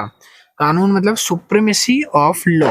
कानून की सर्वोच्चता का मतलब होता है कि कानून देश की सबसे ऊपरी अधिकार होता है और सभी से ऊपर अधिकार माना जाता है। साथ ही साथ बदलाव कर सकते हैं। भाई समय के साथ कानून में जो ये लॉ बनाए गए हैं, जो संविधान बनाए गए हैं, टाइम टू टाइम इसमें चेंजेस भी होते हैं। ऐसा नहीं है कि रूल बदलते नहीं है। मान लो आने वाले 50 साल बाद आज से कोई ऐसा हादसा हो गया जो हमने सोचा नहीं है, तो उसके लिए अलग से रूल बनाए जाएंगे और उसके लिए एक अलग सा एक पनिशमेंट रखा जाएगा और अलग से कानून बनाए जाएंगे। तो ये रूल बुक चेंज होएगी। कह रहा है लेकिन किसी भी व्यक्ति, संगठन या सरकार के ऊपर उसका पालन करने का कर्तव्य होता है। एक इंसान पर, चाहे वो नॉर्मल आदमी हो या फिर वो कोई मंत्री हो, सबके ऊपर, हर एक के ऊपर ये लागू होता है कि वो कानून की सर्वोच्चता को फॉलो करें। कानून की सर्वोच्चता का मतलब है कि कोई भी शक्ति, संगठन, व्यक्ति कानून के खिलाफ नहीं हो सकता। कोई भी शक्ति, संगठन, व्यक्ति कानून के खिलाफ नहीं जा सकता और सभी को उसका पालन करना चाहिए, चाहे वह कोई भी हो। ठीक है, कानून के समक्ष समानता। अब यहाँ पे लिखा है equality before the law. Equality before the law, तो यहाँ पर है उसके बाद ये सिद्धांत कानूनी दृष्टिकोण से अर्थपूर्ण होता है। मतलब कि ये कानूनी दृष्टिकोण में बंधा हुआ होता है और ये कहता है कि कानून सभी व्यक्तियों के लिए बराबर रूप से प्रयोग होना चाहिए बिना किसी भेदभाव या विशेष प्रतिष्ठा के। इसका मतलब यह होता है कि सभी व्यक्तियों को सामाजिक, आर्थिक, राजनीतिक स्थिति के बावजूद सभी के सामने कानून बराबरी से लागू होना चाहिए। अगर मान लो आप कानून को फॉलो नहीं करोगे तो आपको पुलिस पकड़ के ले जाएगी। ठीक है, अगर आप कानून के दायरे में रहकर काम कर रहे हो, जैसे कि आपके पास एक रूल है कि आप अगर किसी को मारते हो तो उसके लिए आपको क्या होगा, आपको पनिश किया जाएगा, तो आप किसी को नहीं मारोगे। और अगर ये रूल हटा दिया जाए कि आप लोगों के मारने के बाद भी पनिश नहीं किए जाओगे, तो यहाँ पर लोग जो है वो क्या करेंगे, एक दूसरे से लड़ाई करने लग जाएंगे, बहुत लोग मरने लग जाएंगे इसी तरह। तो ये चीज होती है।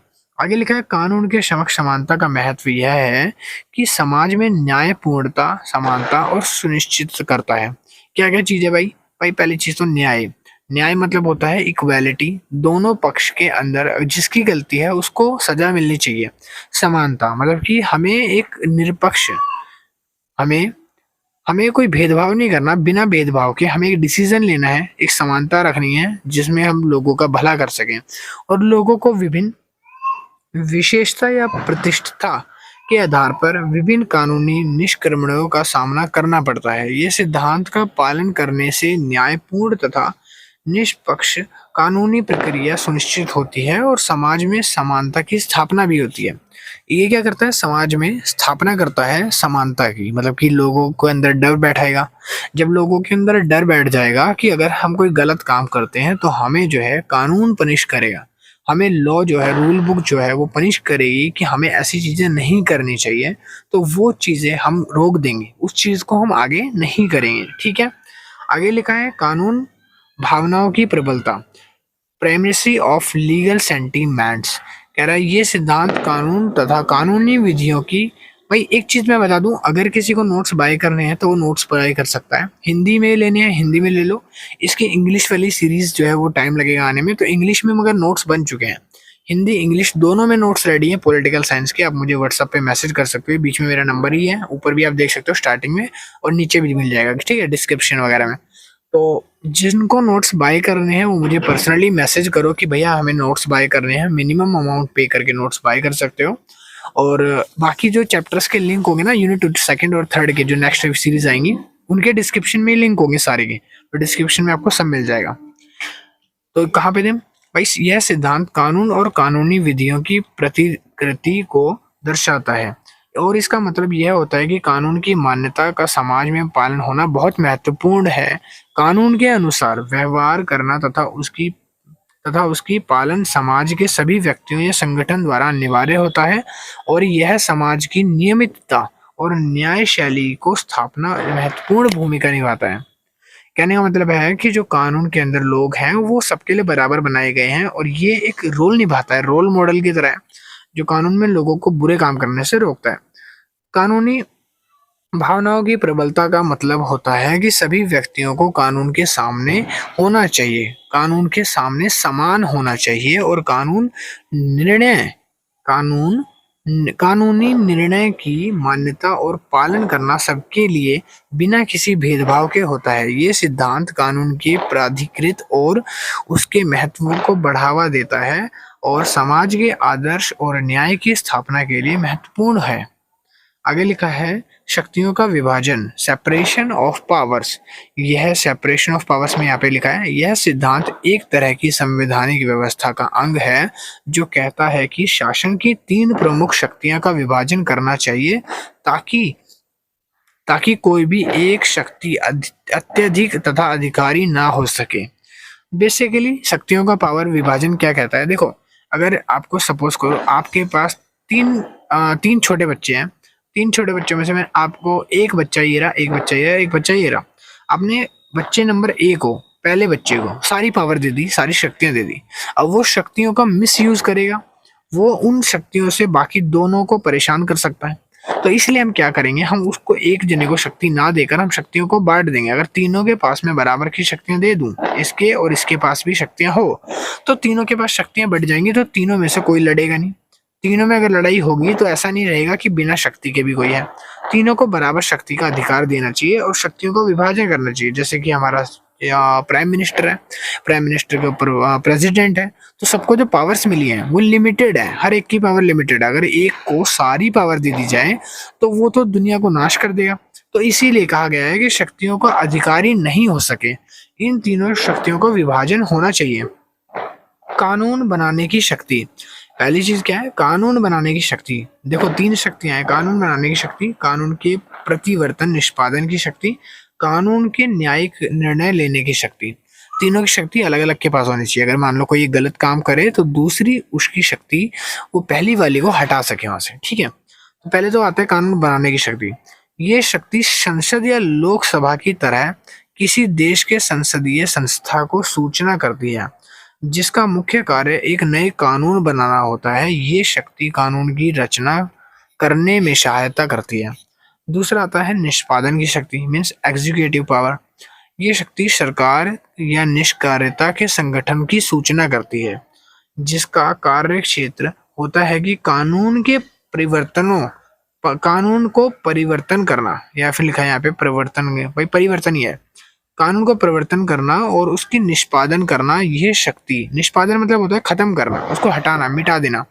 ये शक्ति सरकारी अधिकारों तथा नेताओं के बारे में होती है। अगर मान लो कोई नेता ऐसा है, कोई पॉलिटिक्स लीडर के बारे में होती है बेसिकली, अगर वो अपने काम अच्छे से नहीं कर रहे, वो गलतियां कर रहे हैं, वो आपको परेशान कर रहे हैं उन पावर से, तो उनको वहां से हटा दिया जाएगा। ठीक है, आगे लिखा है कानून के न्यायिक निर्णय की शक्ति। ये शक्ति प्राधिकृतियों को सूचना करती है, जिसमें मुख्य कार्य होता है कानूनी मामलों के न्यायिक निर्णय करना तथा न्यायिक प्रक्रिया का पालन करना। मतलब कि लोगों को एक तरह से बराबर न्याय मिलना चाहिए, इक्वालिटी होनी चाहिए। लोगों के अंदर जो भी निर्णय लेने की पावर है, जो भी निर्णय करने की शक्ति वगैरह है, वो डिस्ट्रीब्यूट कर दी जाती है, जुडिशियल पावर बोलते हैं जिसको। ठीक है, अगला लिखा है सिद्धांत का अर्थ।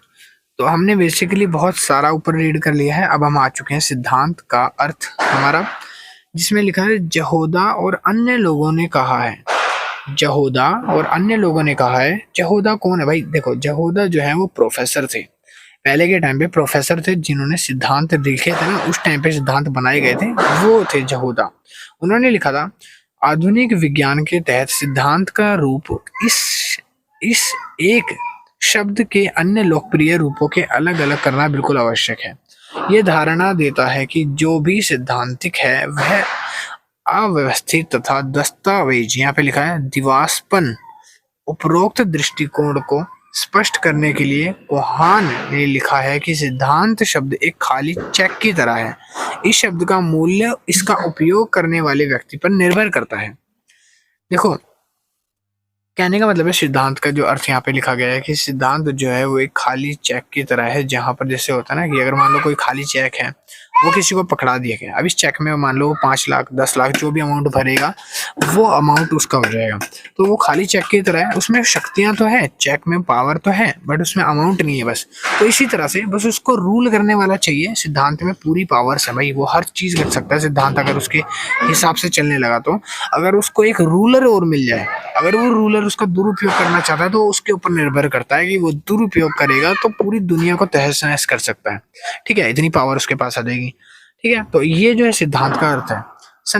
संपेक्ष में लिखा है, संक्षेप में, राजनीतिक सिद्धांत का महत्व निम्नलिखित अधिकारों से समझा जा सकता है, आधारों से समझा जा सकता है। पहला जो है वो है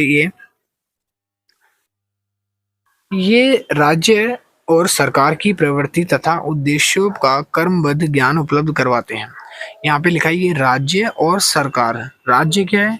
स्टेट, सरकार गवर्नमेंट, दोनों की प्राकृतिक और उनके उद्देश्य का क्रमबद्ध उपलब्ध करवाते हैं।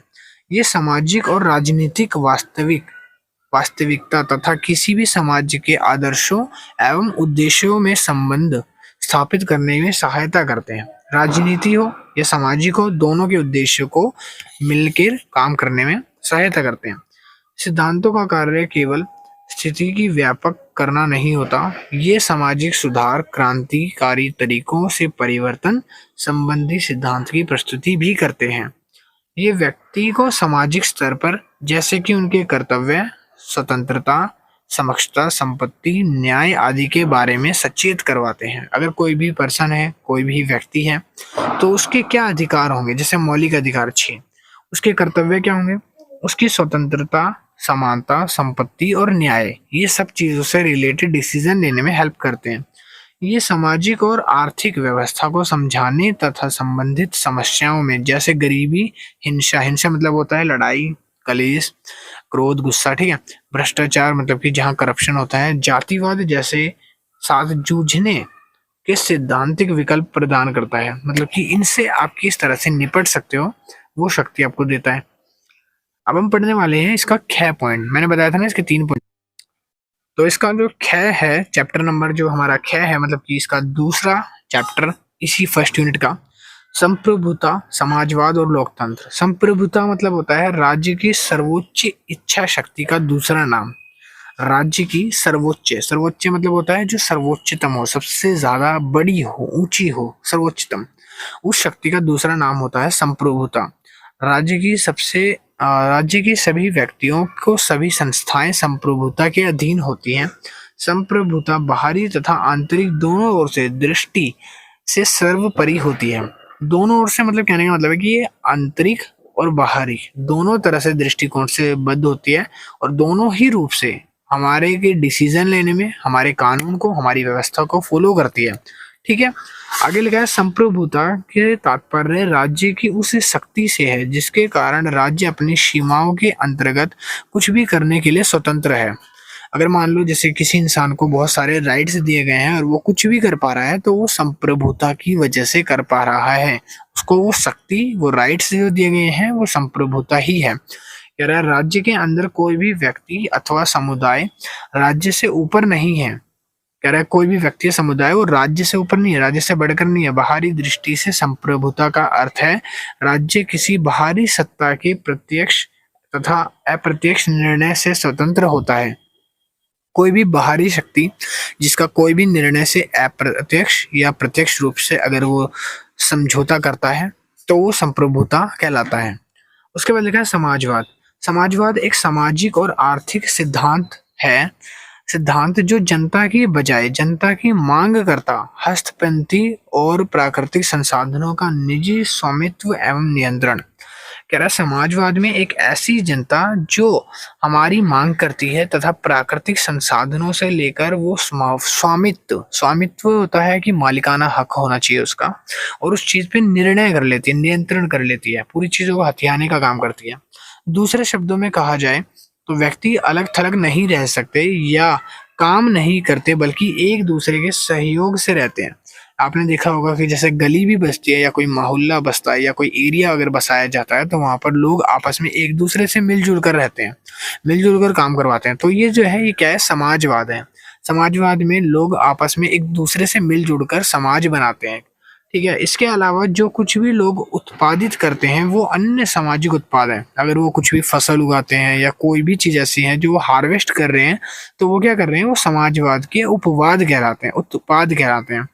कह रहा है कोई और हर कोई जो किसी वस्तु का उत्पादन में योगदान देता है वो हिस्सेदार है उस हकदार। कह रहा है कि अगर कोई भी व्यक्ति कोई भी उत्पाद में अपना योगदान दे रहा है तो वो हकदार हो जाता है उस चीज के लिए। कह रहा है इसके लिए इसलिए समग्र रूप से समाज को अपने सभी सदस्यों को लाभ तथा उसके लिए संपत्ति का मालिकाना हक होना चाहिए या कम से कम उस पर नियंत्रण रखना चाहिए। अगर कोई खेत है जिसको 5 लोग हल चला के जोत रहे हैं, अगर उसी खेत में 5 लोग और ज्यादा ऐड हो जाएं तो 10 लोग हुए, तो वो जो नए 5 लोग ऐड हुए हैं ना तो उनका भी मालिकाना हक होगा उस जमीन पर, उतना ही हिस्सा दिया जाएगा और उतना ही नियंत्रण उन 5 लोगों का भी होगा जितना पुराने वालों का है। कहने का मतलब ये है। ठीक है, लोकतंत्र मतलब डेमोक्रेसी क्या है, लोकतंत्र की परिभाषा। लोकतंत्र क्या है, लोकतंत्र एक वह प्रणाली है जिसमें सभी नागरिकों को समान अधिकार प्राप्त हैं। यह समाज में राजनीतिक, सामाजिक, न्याय व्यवस्था प्रणाली को बेहतरीन करने का कार्य करती है। लोकतंत्र के द्वारा नागरिक के सामाजिक, राजनीतिक तथा धार्मिक स्वतंत्रता दी जाती है। लोगों को यहाँ पर पॉलिटिक्स अपने राइट होते हैं, चाहे वो मौलिक कर्तव्य हो और हर तरह के राइट होते हैं उनके धर्म से रिलेटेड, राजनीतिक और सामाजिक, तीनों तरह के राइट्स उनको दिए जाते हैं। लोकतंत्र के अंतर्गत जनता के समान रूप से मत अधिकार प्रदान किए जाते हैं। मतलब कि लोगों द्वारा वोटिंग डलवाई जाती है, मत डलवाया जाता है। वोटिंग करवाने के बाद वहां से जो उनकी शासन है, राज्यसभा है या जो लोकसभा है, चुनाव में जो भी जीतता है उसके अकॉर्डिंग आगे राज्य चुना जाता है। कह रहा है जिसमें वो अपनी इच्छा के अनुसार निर्वाचित हुए उम्मीदवार को मत देकर प्रतिनिधित्व का चुनाव कर सकते हैं।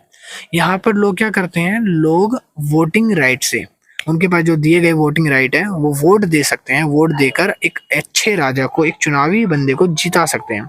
अब्राहम लिंकन के कथा अनुसार लोकतंत्र जनता का एक जनता की ओर से शासन है। जनता की ओर से शासन है मतलब जहां पर एक जनता दूसरी जनता को चूज करती है, एक वोटिंग राइट है उसकी वजह से वो एक प्रतिनिधित्व, एक बंदे को जिताते हैं। लोकतंत्र एक राजनीतिक और सामाजिक न्याय प्रणाली में भरपूर योगदान रहता है। यहाँ पर एक योगदान रहता है जो देश के नागरिक को स्वतंत्रता प्रदान कराती है। ठीक है, आगे लिखा है धर्मनिरपेक्षता और सर्वधर्म समभाव। धर्मनिरपेक्षता और सर्वधर्म समभाव क्या है? धर्मनिरपेक्षता का अर्थ है, पहले जो आप धर्मनिरपेक्षता समझो, जिसमें लिखा है धर्मनिरपेक्षता का अर्थ है किसी राज्य या राजनीति का गैर धार्मिक मामलों से धर्म को दूर रखे तथा सरकार धर्म के आधार पर किसी से भी कोई भेदभाव ना करे। कहने का मतलब है धर्मनिरपेक्षता होता है समानता। ठीक है, समानता इसका दूसरा शॉर्टकट वर्ड कह सकते हो, जिसमें कोई भी सरकार जो है वो किसी भी बंदे को उसके धर्म से अलग नहीं कर सकती, और जो सरकार है वो किसी भी तरह से लोगों के बीच में धर्म को लेकर मतभेद नहीं कर सकती। धर्मनिरपेक्षता कहलाता है। धर्मनिरपेक्षता का अर्थ किसी भी धर्म का विरोध करना नहीं है, किसी भी धर्म का विरोध करना नहीं, बल्कि सभी को अपने धार्मिक विश्वास और मान्यताओं को पूरा आजादी से मानने की छूट है। चाहे वो हिंदू हो, मुस्लिम हो, सिख हो, ईसाई हो, जो वो धर्म मानना चाहता है वो धर्म को फॉलो कर सकता है। आगे लिखा है धर्मनिरपेक्षता राज्य में उस व्यक्ति का भी सम्मान होता है किसी भी धर्म को नहीं मानता। अगर कोई भी ऐसा व्यक्ति है जो हिंदू, मुस्लिम, सिख, ईसाई में से किसी भी को नहीं मानता, मतलब कोई भी धर्म फॉलो नहीं कर रहा, तो उसके लिए भी कुछ समान राइट्स हैं, कुछ उसके ह्यूमन राइट्स हैं, वो फॉलो करता है। ठीक है, वो भी रहने के हकदार हैं। कह रहा धर्मनिरपेक्षता के संदर्भ में धर्म व्यक्ति का नितांत निजी मामला है, और ये उसका पर्सनल राइट होता है जिसमें राज्य कोई हस्तक्षेप नहीं करता जब वह की विभिन्न धर्मों को मूल धारणाओं को आपस में टकराव तथा स्थिति उत्पन्न ना हो। जब तक कोई भी इंसान दूसरे इंसान से किसी धर्म को लेकर लड़ाई नहीं करता ना, जब तक वो कोई हस्तक्षेप नहीं करता। अगर सरकार हस्तक्षेप करती है वो इसीलिए करती है अगर कोई दूसरे धर्म को आहत करता है। अगर कोई नहीं मान रहा धर्म को और सरकार से उसका कोई लेना देना नहीं है, कोई किसी को आहत नहीं कर रहा, बस वो धर्म को नहीं मानता, तो उसमें सरकार कुछ नहीं करेगी। सरकार बोलेगी जैसा ठीक है भाई, अगर अगला नहीं मान रहा तो कोई बात नहीं, हम हस्तक्षेप नहीं करेंगे जब वो धर्म को नहीं मानता तो। ठीक है, अब आगे बात करते हैं सर्वधर्म समभाव क्या है। सर्वधर्म समभाव का मतलब होता है कि सभी धर्मों को समान और इसोबोला दृष्टिकोण से देखना और समझना। इसोबोला क्या है? इसाबेला। भाई इसाबेला का मतलब है कि जहाँ पर एक ऐसी यूनियन हो, एक ऐसी क्रांति हो जो हर एक धर्म के लिए एक जैसे रूल बनाए जाएं, हर एक धर्म को एक जैसे लोगों से देखा जाए, तो वो इसाबेला कहलाती है। जहाँ पर एक ऐसा शासन बनाया जाए जहाँ हर एक धर्म समान हो, हर धर्म की रिस्पेक्ट करी जाए, उनको माना जाए, वो कहलाता है इसाबेला।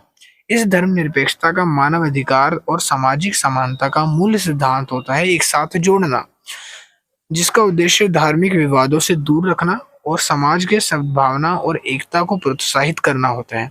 इसमें सभी धर्मों के अनुयायियों के बीच सभी समरसता और सहयोग को बढ़ावा मिलता है। ठीक है, एक लास्ट पॉइंट रह गया, आखिरी लिखा है यहाँ पे धर्मनिरपेक्षता और सर्वधर्म समभाव के अलग अलग लक्ष्यों को दर्शाने के धार्मिक और सामाजिक सिद्धांत है। दोनों के लक्ष्य जो हैं वो अलग अलग होते हैं, उनको दर्शाने के अलग अलग रूल बनाए गए हैं, लेकिन वे एक साथ काम कर सकते हैं, मगर वो दोनों एक साथ भी काम कर सकते हैं। धर्मनिरपेक्षता और सद्भाव जो है, सर्वधर्म सद्भाव, वो दोनों एक साथ काम कब करते हैं? पहला तो होता है कि जब धर्मनिरपेक्षता का मतलब होता है कि सरकार और सामाजिक संस्थाएं किसी एक विशेष धर्म की प्राथमिकता नहीं देती, मतलब कोई एक धर्म को ना मानकर सबको बराबर माने, पहली चीज। और सभी धर्मों के अनुयायियों को समान अधिकार तथा सुरक्षा की गारंटी प्रदान करे। इसमें धर्मीय भेदभाव तथा एकात्मिक अपनापन को खत्म करने का प्रयास किया जाता है। मतलब कि जो एक ऐसा बंदा है जिसने कोई धर्म फॉलो नहीं कर रखा, तो वो चीज खत्म कर दी जाती है। लोगों को अडेप्ट करने के लिए कोई ना कोई धर्म प्रोत्साहित भी किया जाता है। सर्वधर्म समभाव का मतलब होता है कि सभी धर्मों को एक सर मानने वाला, एक जैसा देखने वाला, समझने वाला। इसका उद्देश्य धर्मों के अनुयायियों के बीच एकता, समानता, सहयोगों को बढ़ाना है, जिसके समाज में सद्भावना, एकता प्रोत्साहित किया जाता है। इन दोनों सिद्धांतों का मिश्रण यदि सही तरीके से अमल किया जाए तो एक सामाजिक समानता, समरसता और सामाजिक हरित्रता को बढ़ावा देने में मदद करता है। ठीक है, तो भाई यहाँ से आ गया यूनिट नंबर 2। अब ये आपका पूरा चैप्टर जो है यहाँ पर खत्म हो गया।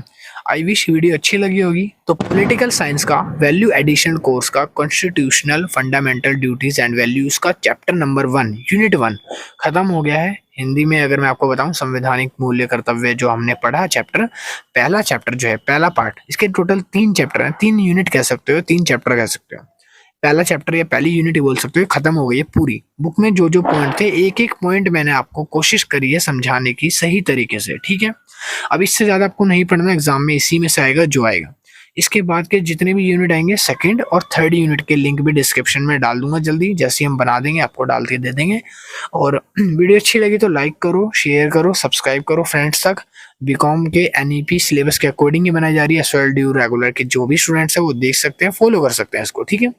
और अगर नोट्स बाय करने हैं तो नोट्स यही वाले हैं जो मैंने आपको वीडियो में पढ़ाई, नोट्स ही हैं। बुक में भाई बहुत ही ज़्यादा लेंथी और अटपटी लैंग्वेज है, तो मैंने सेपरेट छोटी लैंग्वेज में नोट्स बनाए हैं।